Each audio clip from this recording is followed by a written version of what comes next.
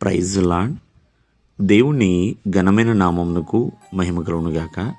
ప్రభు పేరట మీ అందరికీ హృదయపూర్వక వందనాలు. ఈ ఉదయకాలము దేవుని వాక్యాన్ని విందాం.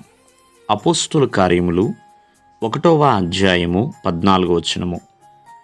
మరియయు ఆయన సహోదరులను ఏక మనస్సుతో ఎడతెగక ప్రార్థన చేయుచుండిరి.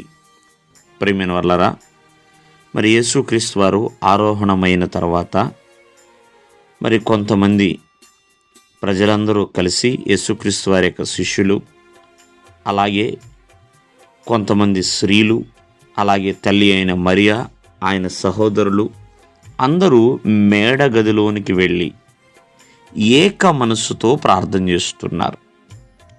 మరి ఇంచుమించుగా 120 మంది అక్కడ కూడుకుని ప్రార్థన చేస్తున్నారు. ప్రియమైన వల్లారా, మరి 120 మంది సహోదరులు కూడి ఉండగా అని బైబిల్ గ్రంథం రాస్తుంది. చూడండి, వీరి ప్రార్థన ఎలా ఉందంటే ఏక మనసుతో, అలాగే ఎడతెగక. దేనికోసం ప్రార్థన చేస్తున్నారు? ఎడతెగక. ఒకసారి ఆలోచించండి. వాళ్ళ కుటుంబాల కోసమో, లేకపోతే వారికి రావాల్సిన ఆశీర్వాదాల కోసమో, లేకపోతే ప్రియమైన వల్లారు ఎవరన్నా బాగోకపోతే అనారోగ్యాల కోసమో కాదండి. వారు చేసే ప్రార్థన దేవుని సువార్త వ్యాప్తిని చేయాలి. మరి దాని కొరకు దేవుని ఆత్మచేత వారు నింపబడాలి.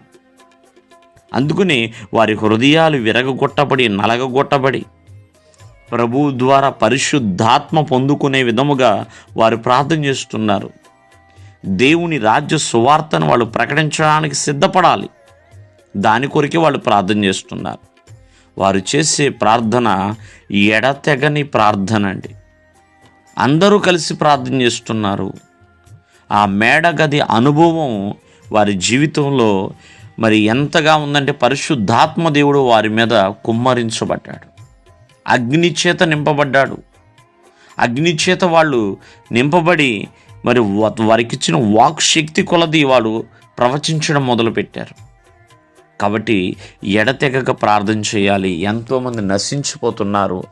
నశించే వారి యొక్క ఆత్మల కొరకు ఎడతెగక మనం ప్రార్థన చేయాలి. ఏక మనసుతో ప్రార్థన చేయాలి. ఈ ఉదయకాలం ముందు ఆలోచించండి. ఏక మనసుతో ఎడతెగని ప్రార్థన అనుభవాన్ని కలిగి ఉండాలండి.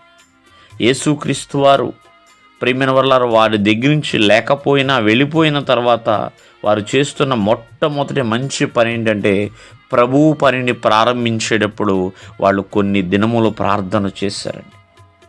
ఆ ప్రార్థన అనుభవం, ఆ ప్రార్థనా శక్తి, ఆ ప్రార్థనా నడిపింపు దేవుని రాజ్య సువార్తలో వ్యాప్తిలో వారు ఘనమైన పాత్రలుగా వాడబడేలా చేసింది.